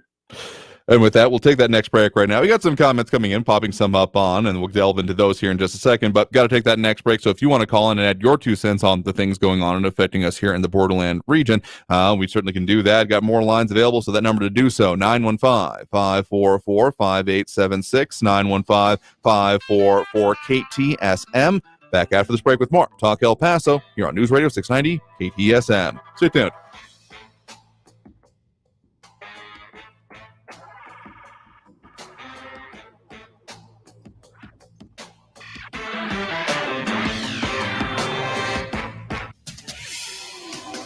El Paso's News Radio 690 KTSM.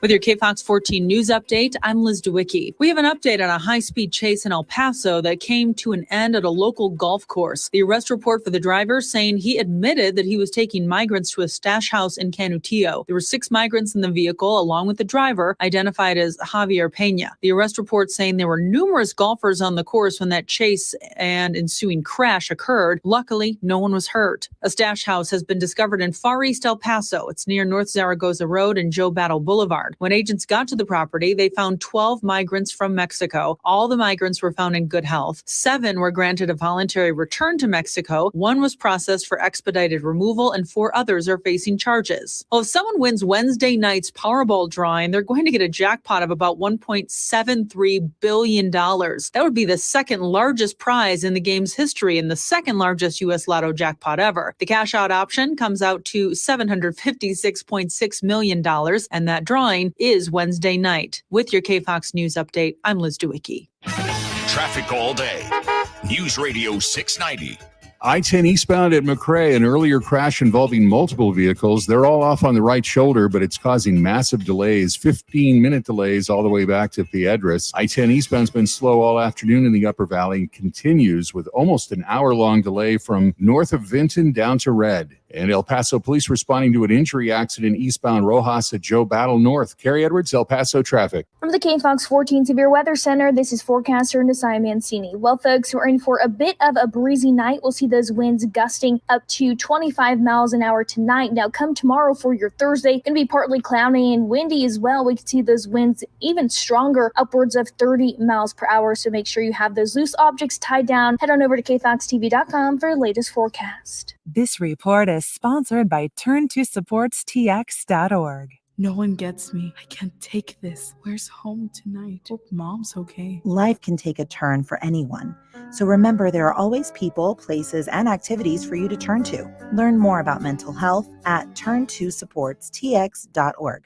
Hammer and Nails, El Paso's newest men's grooming destination, with your comfort and privacy in mind, and where your favorite brew, spirit, or mixed drink will be waiting for you, along with every cut, shave, manicure, or pedicure visit. Open daily at the fountains at Farrah, Hammer and Nails offers world-class luxury experiences without the pretentious price tag. Visit Hammer and Nails Grooming Shop for Guys online at hammerandnailsgrooming.com to book your next experience. That's hammerandnailsgrooming.com. Keep your family and livelihood safe with Mazer Security Alarms. Systems start at under $35 per month. No job is too small or too large. For your free quote or to upgrade your existing system, call Mazer Security Alarms at 915-590-0033. For the local issues and discussion you won't get anywhere else, turn to Talk El Paso, weekdays at 4 right here on News Radio 690 KTSM. Brought to you in part by the El Paso Community Foundation. Sound off on what matters to you, Monday through Friday, 4 to 6 p.m. And let's talk El Paso. At El Paso Children's Hospital, we don't strike out when it comes to pediatric cancer treatments. As the region's only certified children's oncology group, we have access to game-changing clinical cancer trials. To learn more, visit elpasochildrens.org. Hi, I'm Kyle at Blindster.com. Want to save big on custom faux wood blinds, shutters, cellular shades, and more? Shop Blindster today and save up to 50% over comparable blinds from brick and mortar stores. Get custom blinds at low prices and free shipping at Blindster.com. This report is sponsored by Blindster.com. News Radio 690 KTSM El Paso. Live from the KTSM AM 690 studios, it's Talk El Paso with Andrew J. Polk. To be a part of the show, call 915-544-KTSM or follow on Facebook at facebook.com/Talk El Paso. Now here's your host, Andrew J. Polk.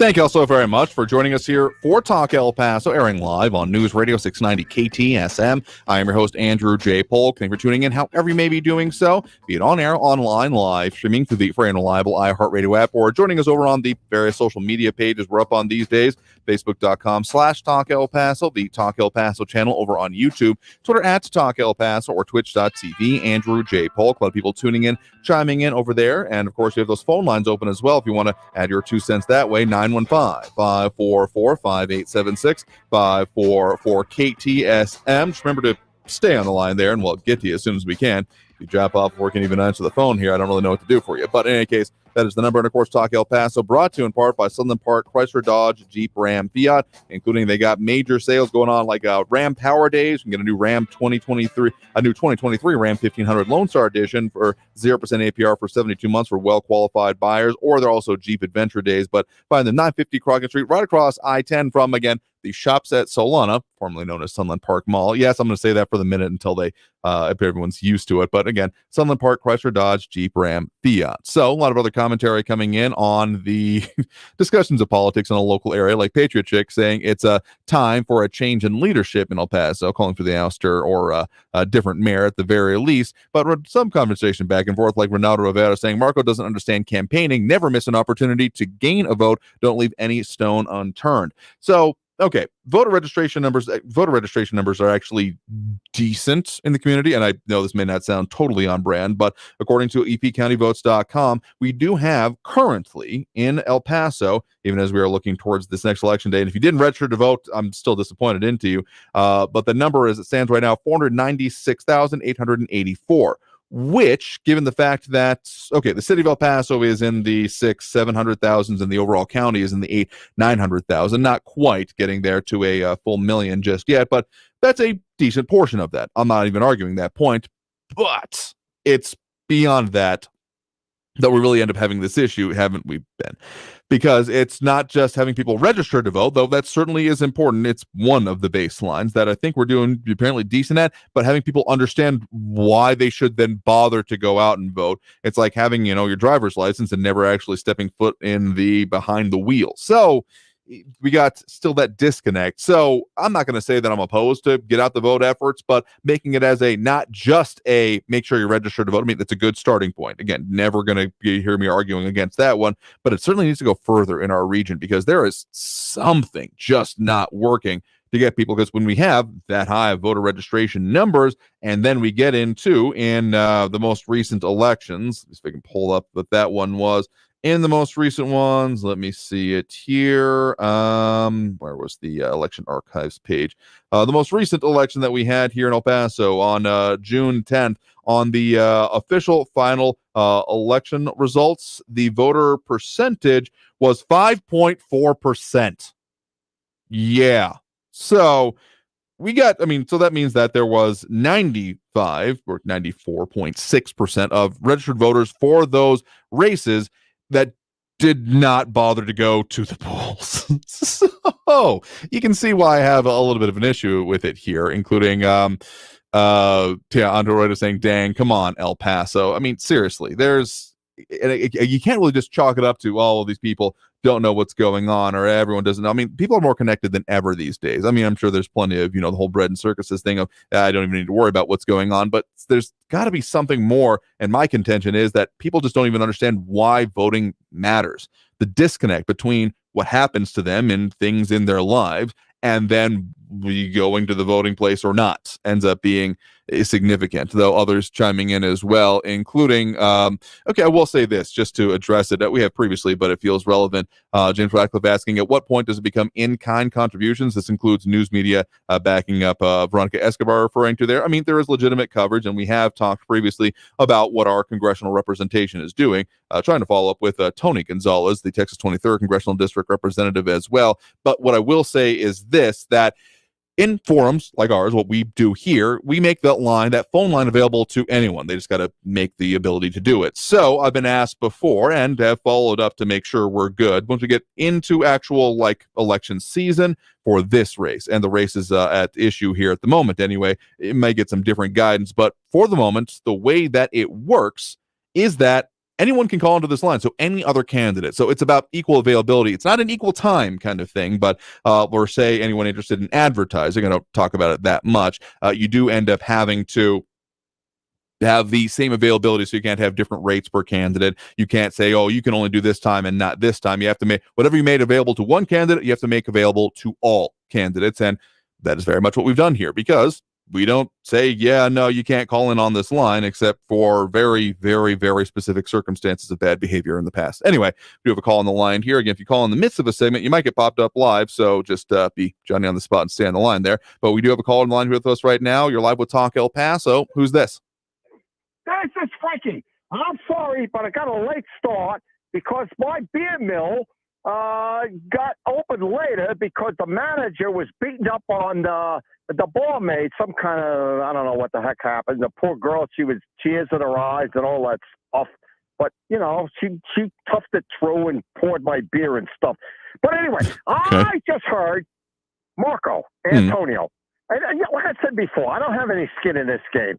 But the guy comes across a solid, normal kind of thinking person. Now, you could argue this thought process this way or that.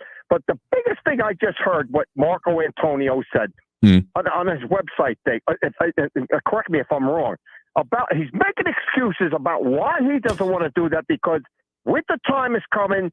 People are going to be inside. They're not going to be up on whatever the heck it was. The upshot is, Marco Antonio, you cannot be negative. You're running for an elective office, and people want to hear positivism. They don't want to hear negativism or excuses.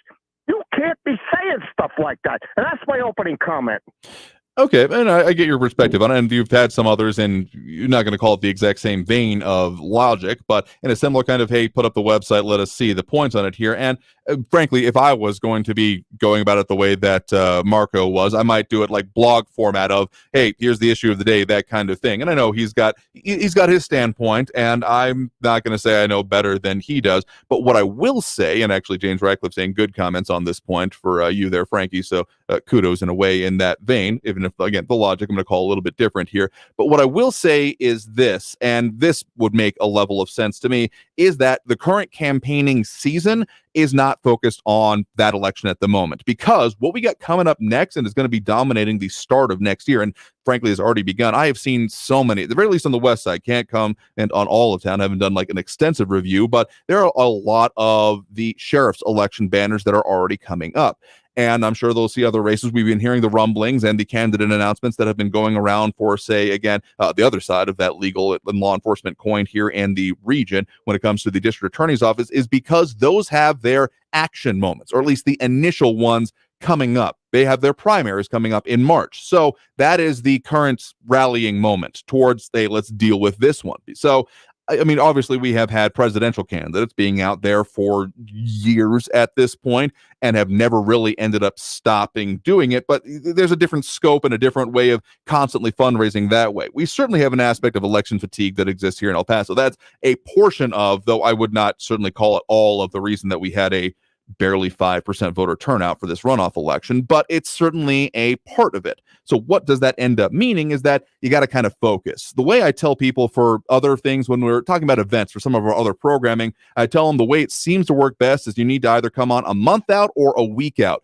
because a month out gives people, if they're talking about like, oh, I got to put this on my calendar, an event coming up, a month out gives them enough time to put on the calendar, think about it for a bit, and then a week out gives them oh, right, this is coming up. I better finally finish my plans or get ready for it, kind of thing. Now, that's for events, not voting, but the same kind of logic seems to apply when it comes to our elections as well. In that, if you tell someone, hey, this is important, do it a year from now, they're probably going to forget about it between the year and now, which is why now that we're within roughly 6 months, give or take, of the primary, I don't do my calendar math right here.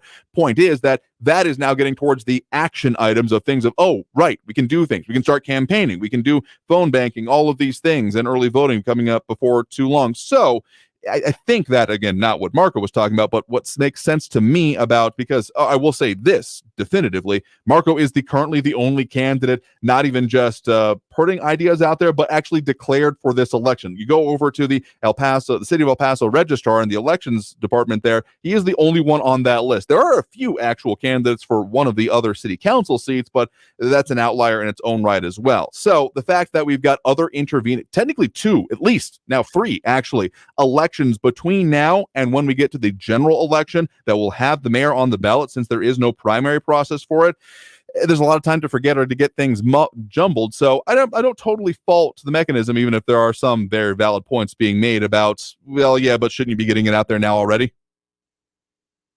Okay. If I heard you correctly, the current circumstance with the elections going on, he could be swallowed up in some minutia, if I hear correctly. But that I don't care. He is such an outlier. Meaning Marco Antonio, he's got to stay focused. He's got to stay visual. But the biggest thing, Marco, you cannot be negative. You're running in so far out of the network. You got to come up and be positive. You got to be out there in front. This reminds me. There's this fella, John Robinson, I think he was, ran for city council back, 15 years ago or something. Is that right? Dude, that way before my time, I'll put it that way. Okay, well, anyway, this guy, he would stand on Highway 54 on Kenworthy or Diana, Hondo Drive, and he'd be out there waving his sign, vote for me, John Robinson, for council, whatever the heck it was. Okay, that was ultimate retail politics.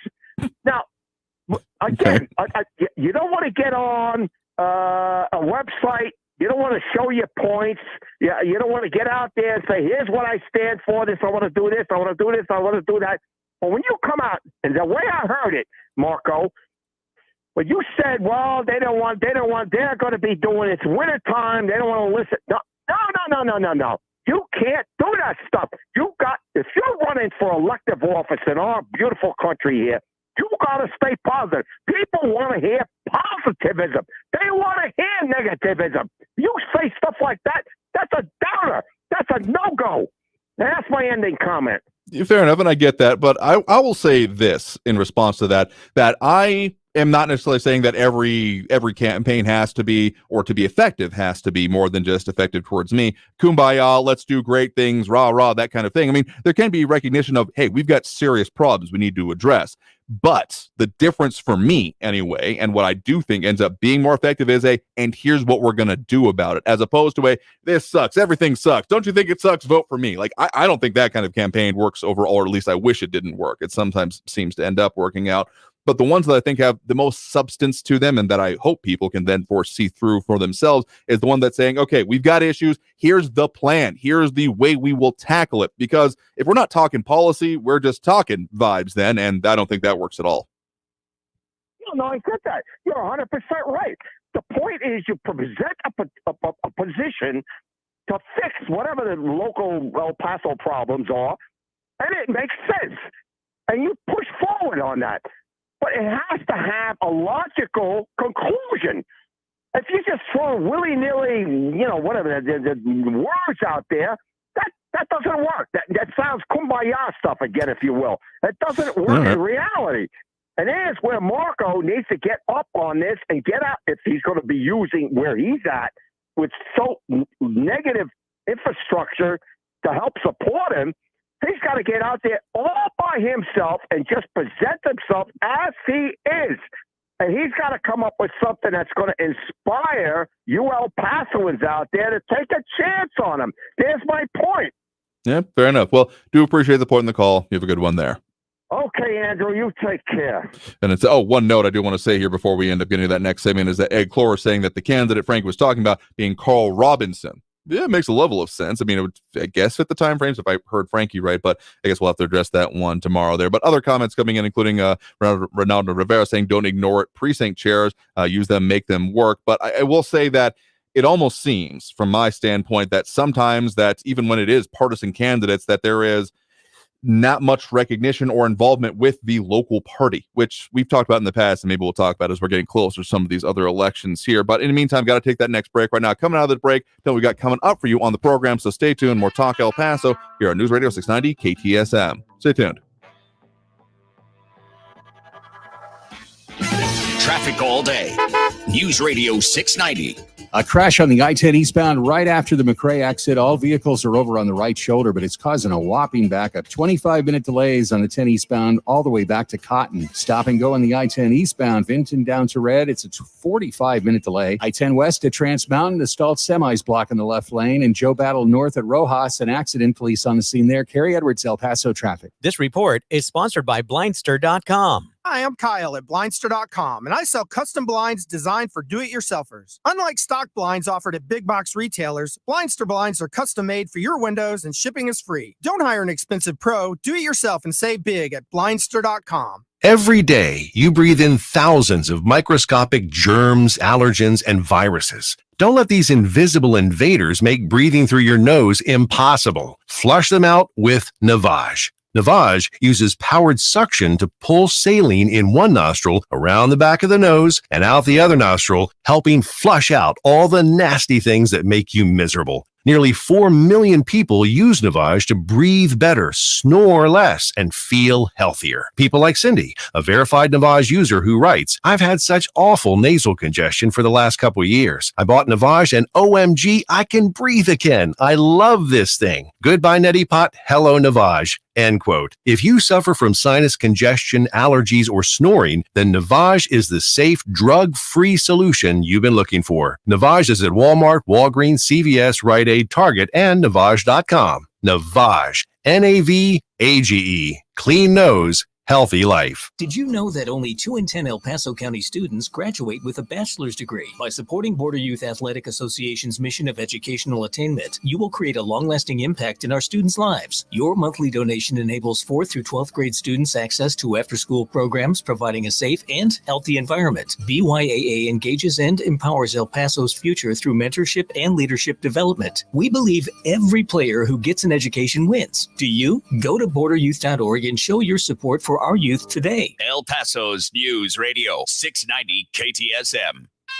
Live from the KTSM AM 690 studios, it's Talk El Paso with Andrew J. Polk. To be a part of the show, follow on Facebook at facebook.com/Talk El Paso. Now here's your host, Andrew J. Polk. Thank you all so very much for having joined us here for Talk El Paso, airing live on News Radio 690 KTSM. I've been your host, Andrew J. Polk. Super out of time here for this show. But at least one more comment I want to come into here, including Buddy Vaya saying it's a good old boy system. Nothing ever changes here in El Paso. I'm not saying that doesn't exist at some levels, and particularly in certain venues and avenues, but we have an apathy problem here in El Paso when it comes to people going out and voting. So, frankly, as much as you may agree or disagree with them, I'm not demanding that. We don't make political endorsements on this show, but we've had a couple of people over the years saying, I am going to run for office because of the conversations we've had, the decisions that are being come up, the things becoming aware of. And so if we get more of that, just more people paying attention, I'll call this a success. And I guess that's kind of a case in point of it, of people deciding to run for it. So we'll talk more about that, and maybe even more about the reason political parties exist in here in El Paso. It's an old interview that comes to mind that we didn't play during the interim, but I might queue up for one of the future ones. But in the meantime, we'll have to leave it there for today because we are super out of time here for this program. I do want to thank everyone that did tune in, call in, comment, participate in the show. We'll do it again tomorrow, as we do every Monday through Friday, 4 to 6 p.m. right here on News Radio 690 KTSM. So until then, until next time, stay safe out there. Look twice for motorcycles when out on the road, and have a great evening, y'all. We'll see you tomorrow.